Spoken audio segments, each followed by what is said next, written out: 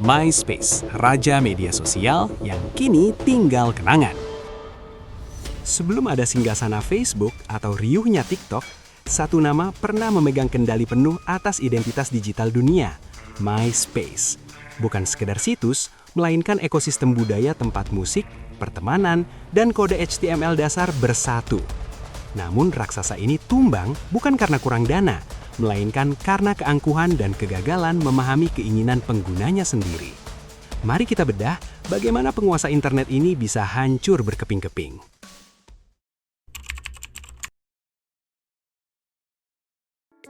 Kisah kita bermula di tahun 2003, saat internet masih terasa seperti wilayah antah berantah yang liar. Tom Anderson dan Chris DeWolf punya ide sederhana, membuat wadah di mana siapa saja bisa menjadi artis di panggung digitalnya sendiri. Berbeda dengan platform lain yang kaku, MySpace memberikan kebebasan mutlak. Kita bisa mengubah latar belakang profil dengan warna norak, memasang lagu otomatis yang langsung berputar saat halaman dibuka, hingga memilih siapa saja sahabat terbaik kita dalam fitur Top 8 yang legendaris. Kebebasan ini adalah kunci utama mengapa kita semua dulu begitu terobsesi. Bayangkan, kita belajar bahasa pemrograman HTML secara otodidak hanya demi membuat profil terlihat lebih keren dari teman sebelah. Ini adalah era di mana ekspresi diri tidak dibatasi oleh algoritma yang seragam. MySpace berhasil menangkap semangat zaman yang haus akan koneksi tanpa batas, menjadikannya magnet bagi musisi independen dan anak muda yang ingin tampil beda di dunia maya. Secara analitis, MySpace bukan sekedar situs web. Mereka adalah platform gaya hidup pertama yang sukses secara masif. Mereka memberikan rasa memiliki yang sangat kuat. Sayangnya, kemudahan kostumisasi ini nantinya menjadi pedang bermata dua. Tapi untuk saat itu, MySpace adalah raja tanpa mahkota yang menyatukan jutaan orang di seluruh dunia dalam satu jaringan pertemanan yang sangat organik dan penuh warna.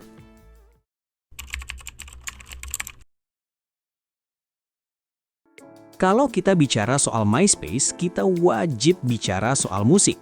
Platform ini adalah tempat lahirnya fenomena viral sebelum istilah itu populer.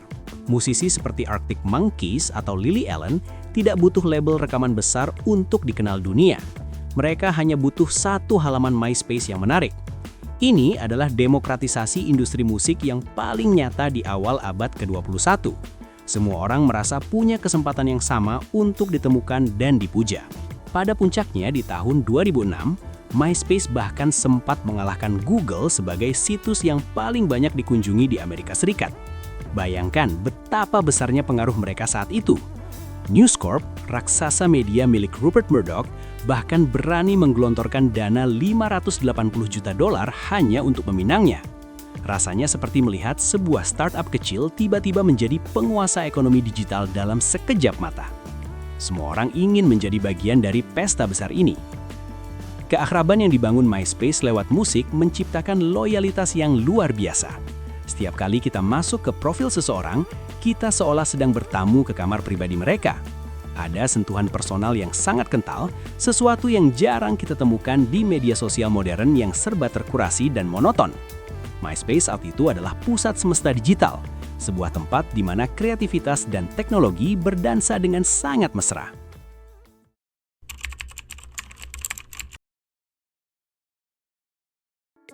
Namun, di saat MySpace sedang asyik berpesta, di sebuah asrama kampus, Mark Zuckerberg sedang meracik sesuatu yang jauh lebih sederhana namun mematikan. Facebook muncul dengan pendekatan yang sangat kontras, bersih, rapi, dan eksklusif. Jika MySpace adalah karnaval yang berisik dan penuh warna, Facebook adalah kafe minimalis yang tenang. Perbedaan estetika ini ternyata menjadi faktor psikologis yang sangat krusial bagi kenyamanan pengguna dalam jangka panjang. Secara teknis, MySpace mulai terasa berat. Karena setiap pengguna bebas memasukkan kode HTML apa saja, waktu muat halaman menjadi sangat lambat dan penuh bug. Kita seringkali harus menunggu lama hanya untuk melihat satu profil.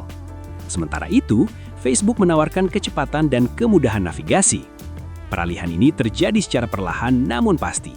Orang-orang mulai merasa lelah dengan kekacauan visual MySpace dan mulai mencari platform yang lebih fungsional untuk berkomunikasi.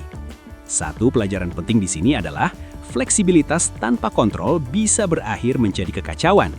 MySpace terlalu sibuk memanjakan kreativitas pengguna hingga lupa menjaga stabilitas sistemnya sendiri. Mereka membiarkan rumah mereka menjadi terlalu berantakan, sementara tetangga sebelah membangun rumah yang bersih dengan fondasi yang jauh lebih kokoh. Inilah awal mula retaknya fondasi sang penguasa yang selama ini kita anggap tidak mungkin bisa digoyahkan.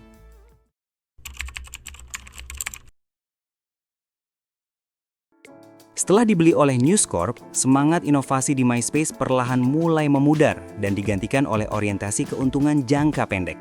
Sebagai perusahaan media tradisional, News Corp memperlakukan MySpace seperti saluran televisi, bukan sebagai platform teknologi. Fokus mereka berubah dari bagaimana cara memuaskan pengguna menjadi bagaimana cara menjejalkan iklan sebanyak mungkin. Ini adalah kesalahan fatal yang sering dilakukan perusahaan besar saat membeli startup yang sedang tumbuh. Birokrasi mulai menghambat perkembangan fitur baru. Saat Facebook terus berevolusi dengan fitur newsfeed yang revolusioner, MySpace justru terjebak dalam masalah teknis internal dan struktur organisasi yang kaku. Mereka gagal melihat bahwa media sosial adalah makhluk hidup yang butuh adaptasi cepat. Alih-alih berinovasi, mereka justru lebih sering memperbaiki kerusakan yang mereka buat sendiri. Keakraban dengan pengguna pun perlahan mulai memudar karena rasa komersial yang terlalu dominan. Secara analitis, ini adalah kasus klasik dari corporate mismanagement. Mereka mencoba memeras keuntungan dari platform yang bahkan belum benar-benar matang secara teknologi. Pengguna bukanlah objek iklan semata, mereka adalah komunitas. Ketika komunitas merasa hanya dijadikan komoditas, mereka tidak akan ragu untuk pindah ke tempat lain yang lebih menghargai keberadaan mereka. Dan itulah yang dilakukan oleh jutaan pengguna MySpace saat itu secara serempak.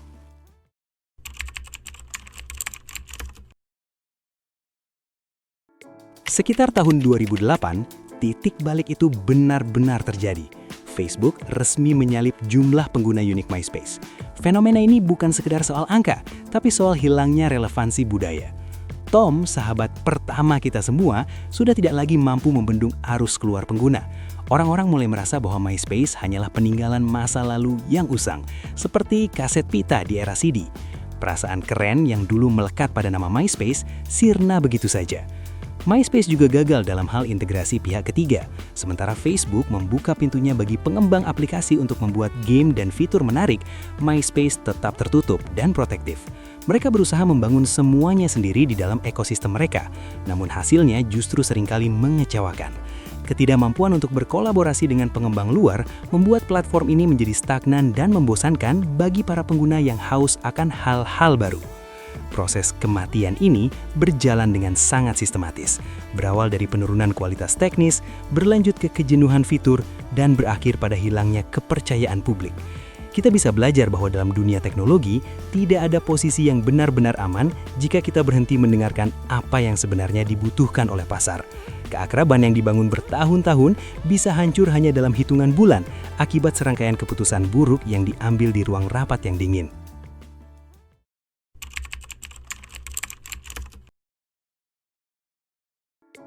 Kini, jika Anda mencoba membuka kembali situs MySpace, Anda hanya akan menemukan sisa-sisa kejayaan yang telah di-rebranding menjadi portal berita musik.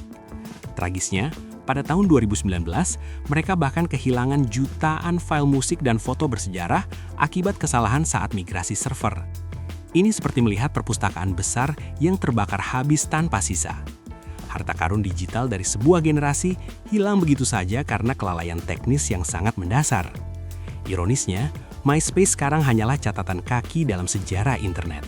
Mereka adalah pengingat bahwa menjadi yang pertama bukan berarti akan menjadi yang selamanya.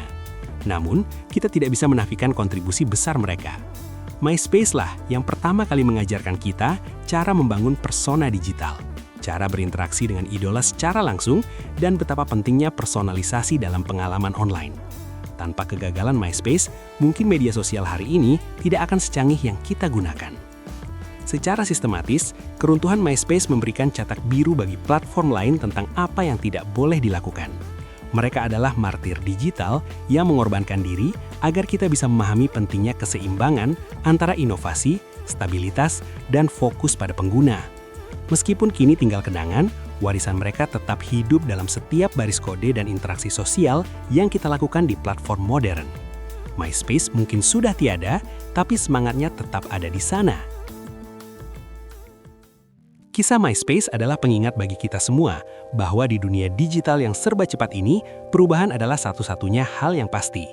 Kita belajar bahwa keberhasilan bukan hanya soal seberapa besar modal yang kita punya, tapi seberapa peduli kita pada nilai kemanusiaan dan koneksi yang jujur. Jangan pernah takut untuk beradaptasi, namun jangan pula kehilangan jati diri demi mengejar keuntungan semata. Tetaplah rendah hati dan selalu terbuka pada inovasi, karena raksasa sekalipun bisa tumbang jika mereka lupa pada akarnya. Pelajaran ini tidak hanya berlaku untuk perusahaan teknologi besar, tapi juga untuk kita dalam menjalani kehidupan dan karir kita di era digital ini. Selalu pertajam kemampuan dan tetaplah relevan dengan perkembangan zaman tanpa harus kehilangan orisinalitas kita sendiri. Terima kasih sudah menyimak diskusi kita kali ini tentang pasang surut sang raja media sosial. Semoga ada inspirasi yang bisa kita petik bersama untuk melangkah lebih bijak ke depannya. Jika Anda merasa pembahasan ini menarik dan memberikan sudut pandang baru, jangan lupa untuk menekan tombol like sebagai bentuk dukungan. Pastikan juga Anda sudah berlangganan kanal ini agar tidak ketinggalan cerita-cerita analitis dan menarik lainnya seputar dunia teknologi dan budaya populer. Sampai jumpa di video berikutnya, dan mari kita terus belajar dari sejarah untuk membangun masa depan yang lebih baik.